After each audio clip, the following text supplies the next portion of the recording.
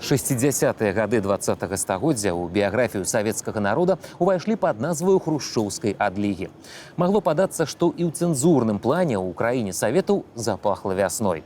Але гэта толькі з боку індывідуальнага ўспрыняцця. У 60-е, а затым у 70-е ад пісьменнікаў патрабаваліся кнігі на вытворчую, інтэрнацыянальную, ленінскую тэмы, карацей кажучы, жыццесцвярджальны пафас. Вось вам і новая літаратурная тэндэнцыя. Поле перад імі ляжала роўнае, голае. Толькі з аднаго боку позірк цешыла маладая рунь азіміны, а з другога, як кінуць вокам, цягнуліся шэрая пожня і чорная раля. Колькі разоў я цябе сустракала тут і праводзіла. За аднаго паўгода. Адны сустрэчы і раставанні. Хаця б месяц пажылі разам. Дурань я, што паехаў пасля хваробы на працу. Я ж мог быць дагэтуль з табою. На 1,5 месяца паляцеў у такую далеч. Я ж казала табе. Ты ўпарты. Ды хіба я не хацеў застацца, Сашок. Але гэты закон баяўся, што будуць непрыемнасці. Мы ўсяго баімся. І калі мы ўжо не будзем баяцца? Саша, мілая, дамаўляліся не гаварыць пра сумнае. У перыядычных выданнях той пары ўсё часцей пачне сустракацца імя Івана Шамякіна. І па творах яго няцяжка будзе здагадацца, з-за пяро ўзяўся бывалы франтавік. Бо не мог ён не распавядаць аб пройдзеных разам з савецкай арміяй дарогах, як не мог і змаўчаць пра абставіны дзён сучасных яму. Толькі вось расказваць пра сябе не спяшаўся. Хаця гэта гледзячы наколькі уважліва чытаць. А чыталі Шамякіна ўсе. Вялікі пісьменнік і па смеласці, і па думцы стварыў свой свет, у добрым сэнсе слова папсовы, пры тым, што ён быў начальнікам, пры тым, што ён быў і з партыяй, і з Машэравым. Але калі чытаеш яго творы, ён заўсёды адзін з першых уздымаў тыя тэмы, пра якія нельга было пісаць. Ён быў і савецкі, разам з тым выдатны. Он же писал от руки, тогда не было ни компьютеров, ни на машинце не друкава. Писал все. Это уявите, колькі написано книжек, и все это было рукописные. Такие стосы лежат черновиков и материалов.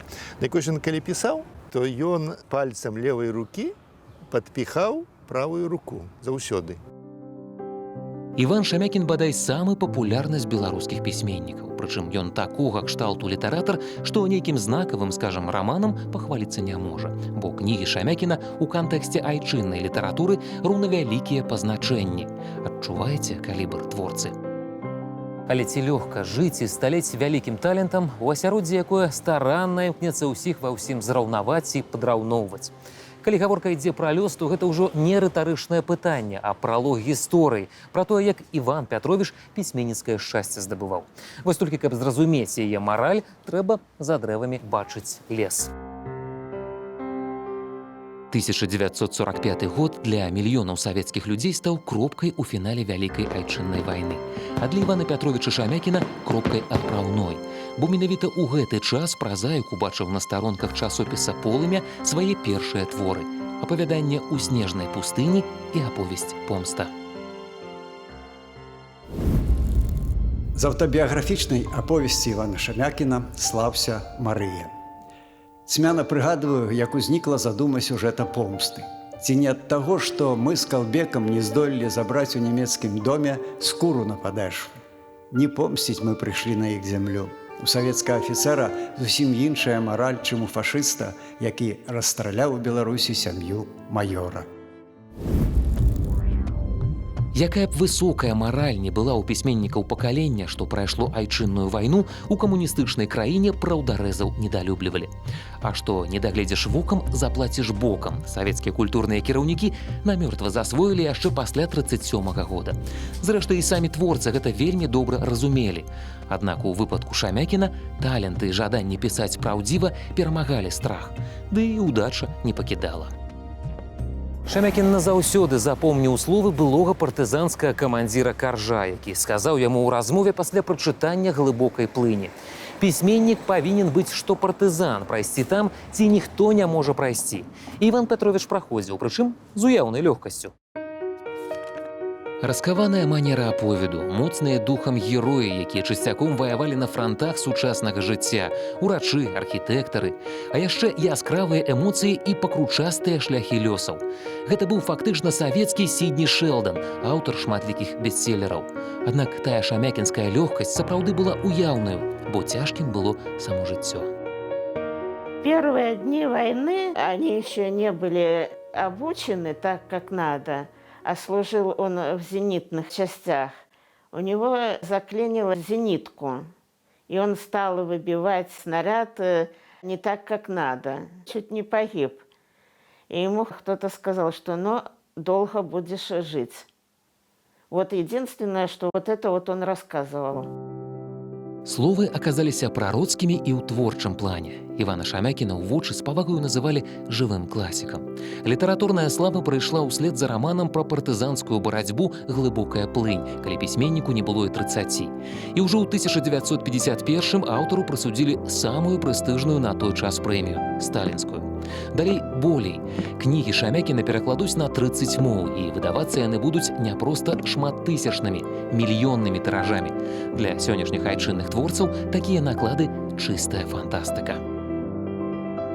Заўважце, раман, які зрабіў Шамякіна шырока вядомым, быў напісаны на матэрыяле неперажытым аўтарам асабіста. Творца ішоў ад тэмы і прататыпаў. Пасля ж працавала ўжо багатая пісьменніцкая фантазія. Але наверсе яе маглі і не ацаніць, таму крытыкі час ад часу асцярожнічалі і займалі пэўную пазіцыю чакання. Ніколі ж не трэба забываць, што кожны пісьменнік працуе ў пэўным часе, а не ў вакууме. Канешне, з Іваном Петровичем мы перасякаліся па вытворчых, так скажем, справах. І мяне тады пачало здзіўляць яго захопленасць, калі хочаце, чалавечымі лёсамі, яго ўвага да чалавека. Ён умеў слухаць, ён хацеў слухаць, ён умеў дапамагаць і хацеў дапамагаць. І гэта рыса была заўсёды ў яго, калі ён кіраваў саюзам пісьменнікаў, калі пасля стаў працаваць у энцыклапедыі галоўным рэдактарам. Ад пісьменніка выдатнага да пісьменніка народнага у Шамякіна 5 вялікіх прыступак. «Глыбокая плынь», «У добры час», «Крыніцы», «Сэрца на далоні» і «Снежныя зімы». Між імі цыкл з 5 прыступак паменш, аб'яднаных у знакамітую пенталогію «Трывожнае шчасце». У ёй Іван Пятровіч распавёў гісторыю уласнага маладога жыцця і кахання, з пакваля, між радкоў, а часам і вуснамі самога героя. А яшчэ гісторыю цэлай эпохі ў рэальным яе абліччы, але без дакументальнай сухасці. Шамякін не баяўся паказваць яркія эратычныя вобразы. Вядомы сваім таксама аповесці «Шлюбная ноч», дзе дзве партызанкі аголеныя купаюцца, за імі сочыць паліцай, адна это заўважае, уся як ёсць аголеная да яго выходзіць, абдымае, цалуе, пасля вырывае яго аўтамат і расстрэльвае ва ўпор. Такі выдатны кінематаграфічны вобраз, які можна ўявіць у фільмах там ці Таранціны, ці любога іншага мадэрновага рэжысёра, гэты вобраз прыдумаў Іван Петрович Шамякін. Чытаць кнігу адно, глядзець кінастужку па матывах зусім іншае, бо і сродкі мастацкай выразнасці ў пісьменнікаў і кінарэжысёраў розныя. У гэтым сэнсе экранізацыя заўсёды адаптацыя. Мы вось апошнім часам скардзімся, няма чаго ў кінатэатрах глядзець. Але справа далёка не заўсёды ў рэжысёрскай смеласці, як патлумачыў шырокавядомы Цімур Бекмамбетаў. Справа ў тым, ці знойдзецца той своеасаблівы спосаб перакласці мову пэўнай кнігі на мову кіно, разумееце? А цяпер усвядомце, амаль усе творы Шамякіна экранізаваны. Рабіце вывады.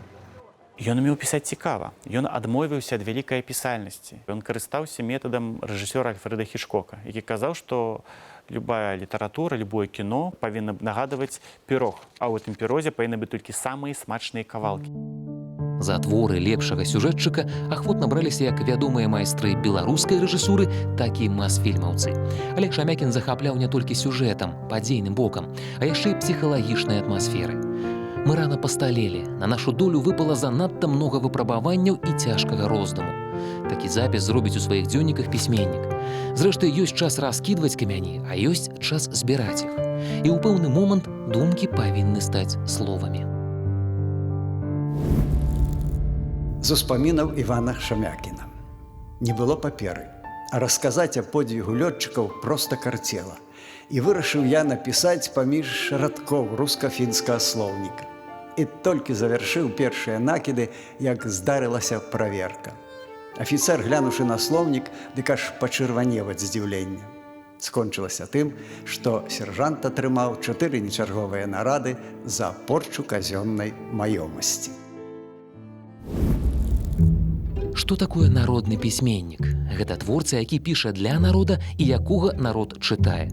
Шамякін поспехам сваім нават раздражняў некаторых калег па цэху і, дарэчы, працягвае раздражняць, нават сышоўшы з жыццёвай арэны.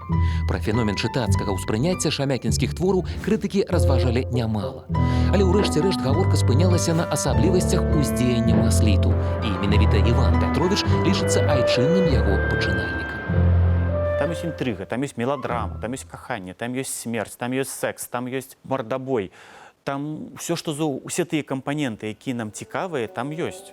Кароткія фразы, яго галоўны сюжэт.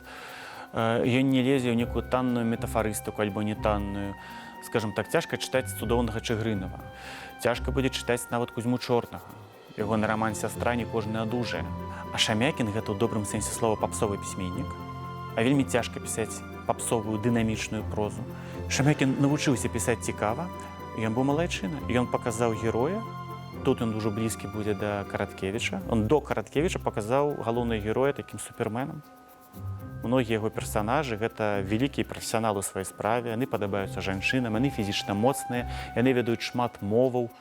Вось прыклад там галоўны герой з рамана «Атланты карыатыды», напрыклад. Ці «Сэрца на далоні», там доктар, у якога лепшае абсталяванне ў свеце, якога ведаюць ад Амерыкі да Кампучыі, на якога кідаюцца жанчыны, хочуць яго ледзьве не згвалціць, такі ён прыгожы. Вось. Таму Шамякін і ў гэтым быў новы, паказаў новага, цікавага, арыгінальнага беларуса. Місіс Марсіянка, корпус наперад, вось так. Глядзі на мае ногі. Не глядзі на яго, ён жа ходзіць, як лось на лёдзе. Пад нібыта бяскрыўднымі жартамі хаваўся намер. Можа, нават і несвядомы асмяяць, прынізіць свайго саперніка. Пройдзем удваіх, і я пакажу табе вышэйшы клас фігурнага катання. Прыхільнікі таленту Шамякіна яшчэ могуць прыпомніць, як раман «Сэрца на далоні» пасля выхаду асобнай кнігай збіраў каля ўваходу ў цэнтральную мінскую кнігарню сотні людзей. І гэта быў вышэйшы клас. Нездарма пісьменнік атрымліваў усімагчымыя ўзнагароды былога Савецкага Саюза і самыя высокія званні. Але не званні і не наклады сталі сапраўдным дасягненнем творцы. Ён прывучыў насельніцтва да чытання на беларускай мове. Вот это, я лічу, самая галоўная яго заслуга. А прывучаныя яны ўжо пасля чыталі і іншыя творы.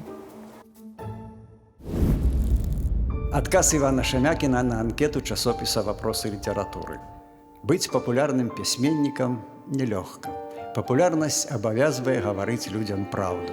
І праўду не маленькую, не куртатую, не палавінчатую, а вялікую праўду пра жыццё, час, грамадства. І сказаць трэба так, каб уразіць і захапіць яснасцю і даступнасцю гэтай праўды. Ён ніколі не драўся ад зямлі. Ён быў зямным чалавекам, які ведаў гэтае рэальнае жыццё, спазнаў яго сам, працуючы спачатку з бацькамі, прайшоўшы вайну, выжыўшы ў гэтай вайне, працуючы настаўнікам, бачачы тых дзяцей, якія хінуліся, хацелі да ведаў, да навукі. Ён не мог сябе адасобіць ад усяго гэтага. Іначе ён бы стаў сапраўды тым бронзавым, які не разумеў жыцця. Не разумеючы жыцця, ты ж нічога не створыш, не напішаш. А якое было ў 20-е гады жыццё ў вёсачцы пад назваю Карма, што на Гомельшчыне? Толькі-толькі аформілася новая краіна, толькі нядаўна скончылася вайна. Карацей кажучы, адпаведныя часу і месцу былі рэаліі. Усю работу на полі, у агародзе, нагляд за свойскай жывёлай і хатнюю працу цягнула на сабе маці Сынклеція Сцяпанаўна, выконваючы абавязкі і за мужчыну, і за жанчыну. Пётр Мінавіч Шамякін на зямлі працаваць не любіў. Маленькі Жыван характарам пайшоў менавіта ў маці і заўсёды ёй дапамагаў. Хаця з яго прагаю да чытання выконваць той жа пастушковы абавязак было няпроста. В детстве еще начал читать очень много. Хотя в школу пошел 8 лет, поздновато уже. И частенько потом уже, когда вот начал читать, коровы могут идти сами по себе. Вот это, наверное, его втянуло, вот это вот чтение. Па ўмовах жыцця дзіцячыя і юнацкія гады Івана Шамякіна былі найбольш блізкія да маладосці Коласа. Вось толькі паэт з Івана Пятровіча не атрымалася, хаця з вершаў ён, як і многія беларускія празаікі, пачынаў. Яшчэ калі вучыўся на першым курсе гомельскага тэхнікума будаўнічых матэрыялаў. Бо каханне ж натхняе. А вось коласаўскага прынцыпу непахіснай сардэчнай адданасці жонцы Іван Шамякін прытрымліваўся сам у адносінах са сваёй Марыяй Філатаўнай. Ну, матулі ў маёй карані стараверскія, и поэтому она была, знаете, такая вельми аскетичная у вельми многим.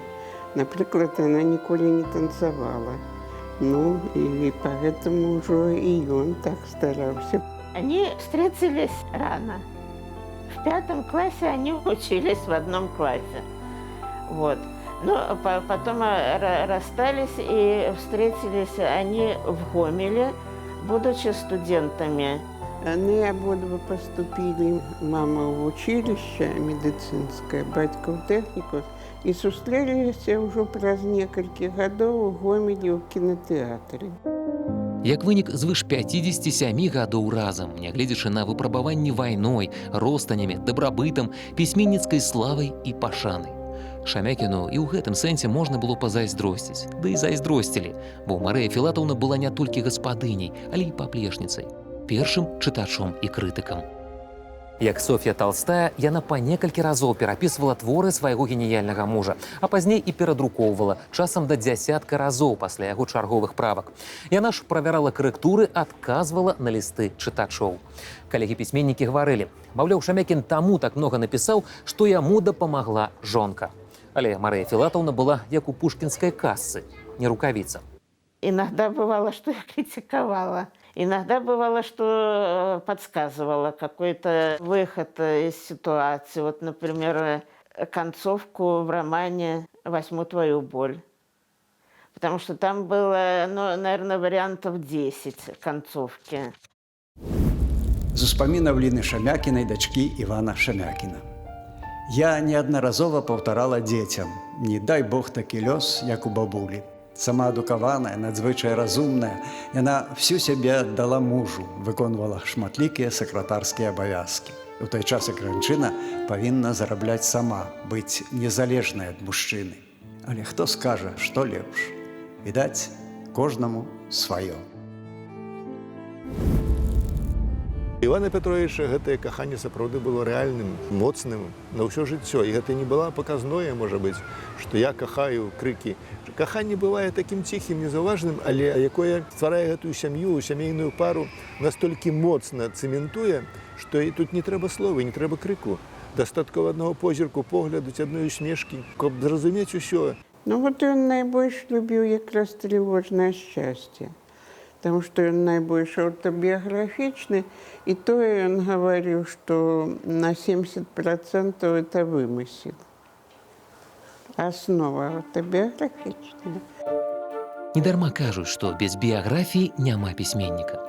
Трывожнае шчасце стала першай пенталогіяй у нацыянальнай мастацкай прозе.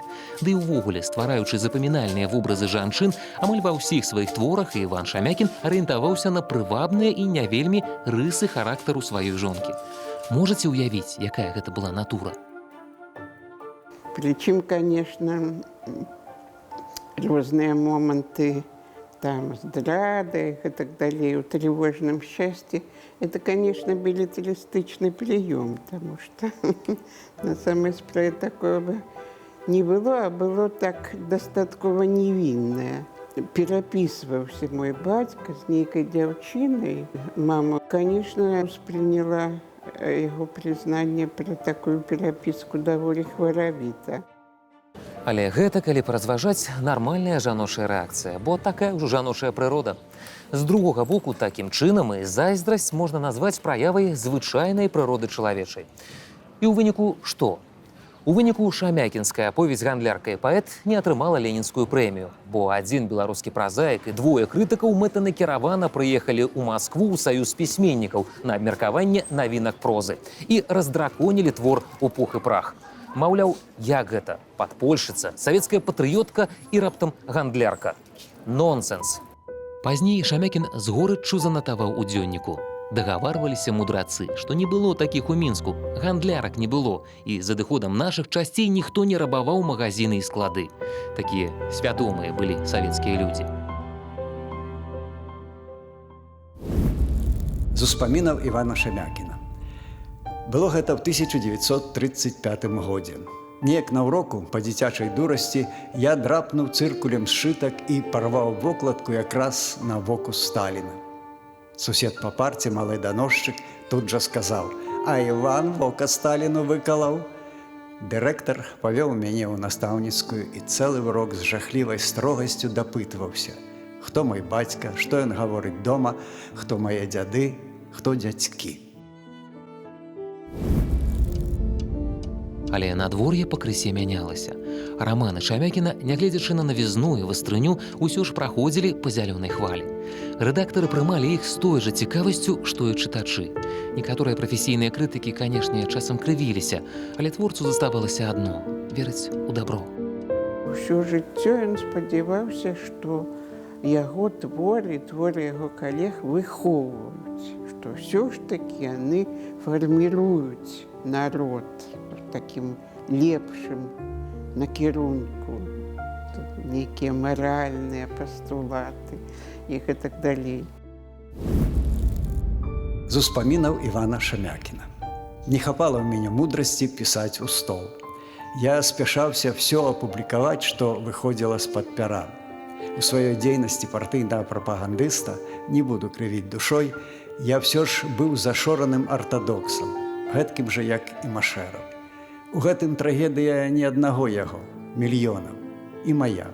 Я лічыў, што сваёй творчасцю памагаю партыі ў выхаванні новага чалавека.